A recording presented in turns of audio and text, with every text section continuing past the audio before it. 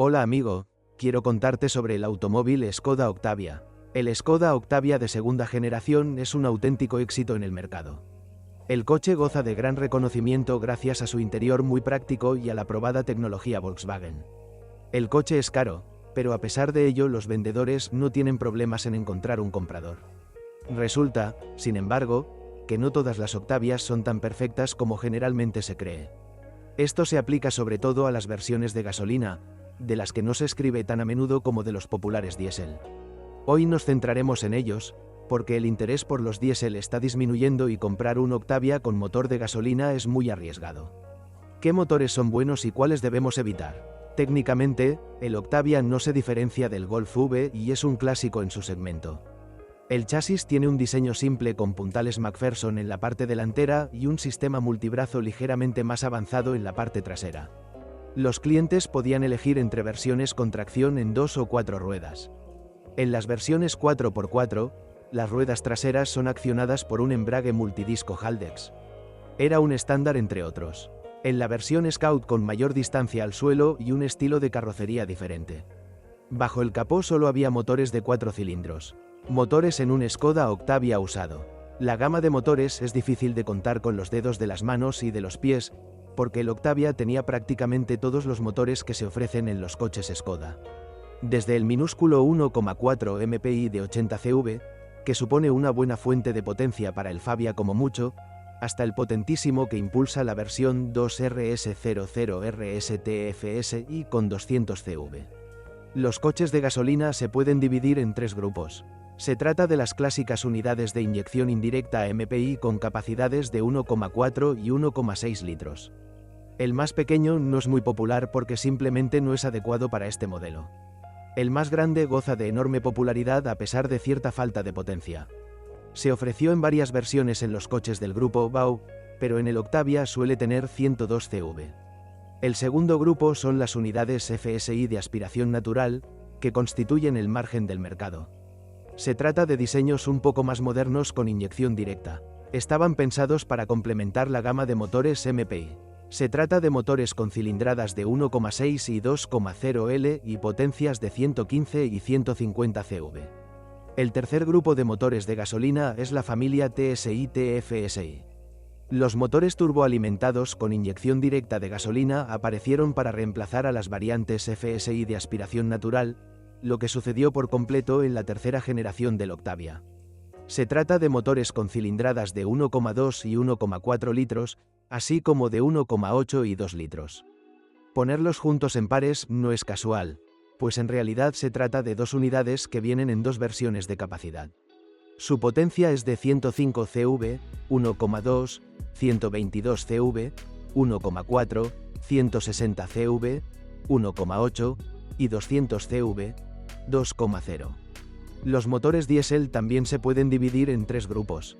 El primero incluye los clásicos motores 1,9 TDI en versiones modernas de 105 CV y dos tipos de motores 2,0 TDI, con inyectores bomba y con inyección common rail. Independientemente del diseño, ambos motores alcanzaban los 140 o 170 CV, según la versión. Tema aparte es el diésel 1,6 TDI más pequeño y a la vez más moderno, que sustituyó en 2009 al ya obsoleto 1,9 TDI. Al igual que su predecesor, ofrece 1,05 CV de potencia. Motor gasolina recomendado, 1,6 MPI de 102 CV de diseño duradero, refinado y resistente a las duras condiciones de uso. Este es el único motor de la gama que puede ser alimentado con gas con éxito. Motor diésel recomendado, 1,6 TDI en los Octavia más nuevos o 2,0 TDI, CR, en los Octavia más antiguos. El primero es para las personas que cuentan dinero en la gasolinera, el segundo es para aquellos que valoran el alto rendimiento. El comprador del Octavia más antiguo está condenado al motor 1,9 TDI. ¿Qué le pasa al Skoda Octavia? Empecemos por los motores y tratemos de elegir aquellos que merece la pena considerar y aquellos que no son recomendables. Omitimos deliberadamente el motor 1,4 MPI porque no podemos imaginarnos utilizar un coche así y, aunque es un buen motor, lo desaconsejamos encarecidamente debido a su falta de potencia. El motor básico 1,6 MPI de 102 CV con culata de 8 válvulas demostró ser tan bueno que se ofreció hasta el final de su producción en 2013. Es una construcción sencilla y duradera que prácticamente no presenta defectos. El único inconveniente es la fluctuación de las RPM, que puede deberse al sistema de encendido o de admisión. A veces ayuda a calibrar la válvula del acelerador, y a veces reemplazar las bobinas de encendido o las bujías. Incluso en los centros de servicio autorizados es difícil dar una respuesta clara a la pregunta sobre el motivo de esta situación. Otra cosa muy distinta es que se pueda conducir con semejante defecto sin mayores consecuencias.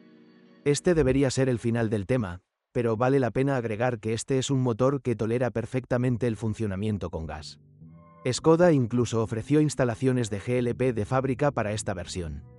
Curiosamente, muchos usuarios se quejan de ellos, a pesar de que los Omega montados de fábrica por Landi y Renso son una de las mejores instalaciones de este tipo del mercado. La causa probable es un mantenimiento descuidado. El más moderno motor 1,6 FSI con inyección directa de gasolina también tiene la misma cilindrada. Sus problemas típicos incluyen acumulación de carbón en las válvulas de admisión, una cadena de distribución estirada, fallas en el tensor de la cadena y fallas en la electrónica de control. No es un mal motor, pero si solo ofrece 115 CV con una tasa de fallos mucho mayor y un consumo de combustible teóricamente menor, entonces no vale la pena considerarlo en absoluto frente al 1,6 MPI. El siguiente motor es el 2,0 FSI que ofrece unos sólidos 150 CV y 200 metros Newton. Esta es una unidad sobre la cual uno puede tener sentimientos encontrados. Por un lado, es bastante problemático, pero por otro lado, eliminar los fallos no es especialmente caro. Ofrece un buen rendimiento, lo cual se agradece, pero los talleres también agradecen el servicio de limpieza de la culata de depósitos de carbonilla, que provocan un funcionamiento desigual del motor. Algunas unidades experimentan desgaste del árbol de levas, pero se sospecha que esto es causado por niveles bajos de aceite del motor. Esto a su vez es el resultado de un consumo excesivo. Quizás no hasta el punto de que el motor requiera reparación, pero vale la pena revisar su estado más a menudo.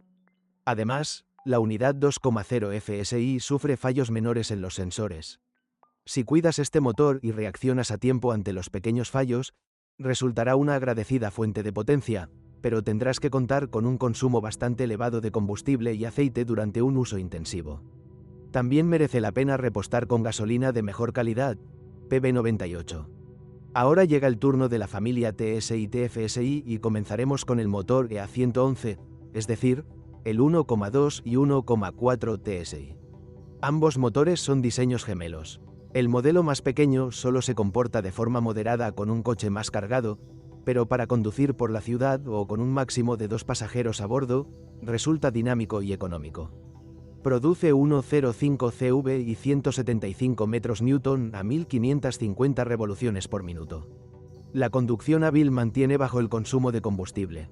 Desafortunadamente, este motor tiene algunos problemas, los más comunes son el estiramiento de la cadena de distribución y la falla del tensor.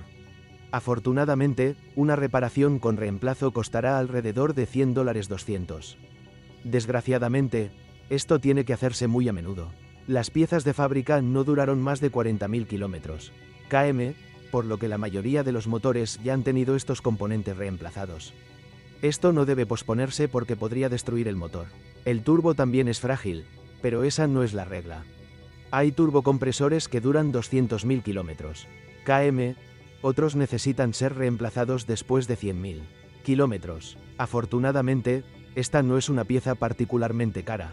En raras ocasiones, y principalmente en vehículos muy cargados, falla la junta de culata.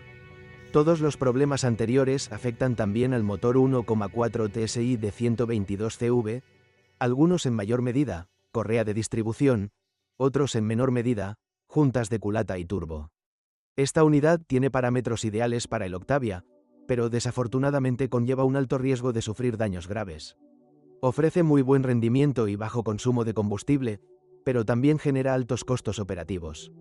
Aparte de los problemas que pueden presentarse en el 1,2 TSI más pequeño, también existe la posibilidad de que se agriete un pistón, aunque es más probable que este problema afecte a las versiones más potentes con compresor y turbocompresor. Un fallo de este tipo acaba definitivamente con la vida de la unidad.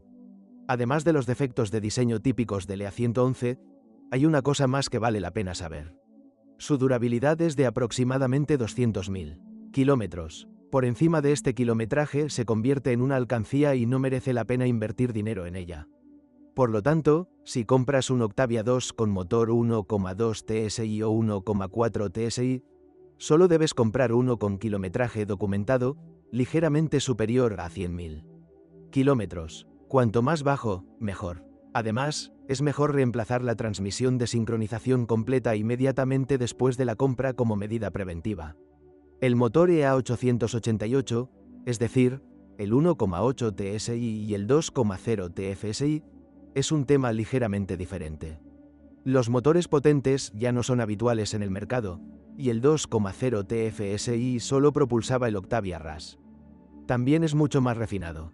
Desafortunadamente, el dinámico motor 1,8 TSI tiene un inconveniente: sus frágiles anillos de pistón. ¿Efecto? Consumo elevado de aceite, que al final se hace insoportable y hace necesario reparar el motor. Desaconsejamos sustituirlo por un motor usado, y una revisión general con piezas de fábrica es terriblemente cara. Las únicas soluciones sensatas son vender el coche o repararlo modificando los pistones e instalando anillos mejores. Los resultados son buenos, pero hay pocos talleres que aborden este tipo de tratamientos. Es posible hacerlo un poco más barato, ahorrando en juntas y, por ejemplo, en la transmisión de la distribución o en la regeneración de la culata, pero esto es solo una reparación improvisada y de mala calidad, después de la cual el fallo puede volver a aparecer. Además de los anillos de pistón, los usuarios también tienen problemas con fallas en los sensores y depósitos de carbón, pero estos son un problema menor. Curiosamente, no todos los propietarios de un Octavia 1,8 TSI tienen problemas de aceite. Se puede estar de acuerdo con la teoría de que se trata de motores bien utilizados, operados correctamente en el contexto de la temperatura de funcionamiento, calentamiento y enfriamiento, y con el nivel de aceite controlado periódicamente. Entonces, ¿qué motor deberías elegir? El 1,6 MPI es una apuesta segura, pero no esperes de él un buen rendimiento y el consumo de combustible también podría ser mejor, en torno a 7 a 9 L, 100 km. Son recomendables, con algunas limitaciones, los motores 1,2 TSI, que son fáciles de manejar y son los más económicos, 6 a 7 L, 100 km. Si se trata de la versión 1,4 TSI, entonces solo con bajo kilometraje, mientras que el 1,8 TSI simplemente lo desaconsejamos. A menos que el propietario anterior haya modificado los pistones y lo confirme con los documentos correspondientes.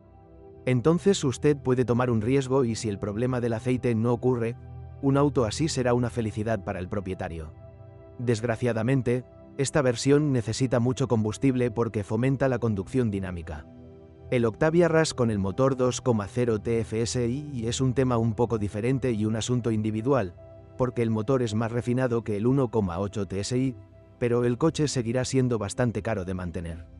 ¿Qué se rompe además de los motores? Por ejemplo, las cajas de cambios automáticas de doble embrague DSG, que después de un recorrido de 150 a 200.000 km, se producen averías costosas en el mecanismo de dirección y en los embragues. También hay que recordar que incluso los motores de gasolina con DSG tienen un volante de inercia bimasa. Una transmisión de doble embrague solo se puede recomendar para automóviles con bajo kilometraje y cambios de aceite documentados. El interior, aunque práctico, queda muy por detrás, por ejemplo, del Golf en cuanto a calidad.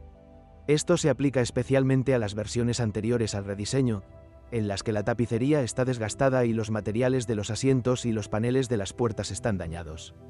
Otro problema son las puertas con fugas, especialmente las traseras, debido a sellos deficientes.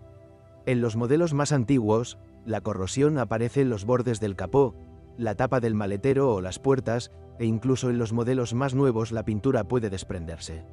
En algunos automóviles, el compresor del aire acondicionado se cuelga, lo que se debe a una serie de compresores defectuosos.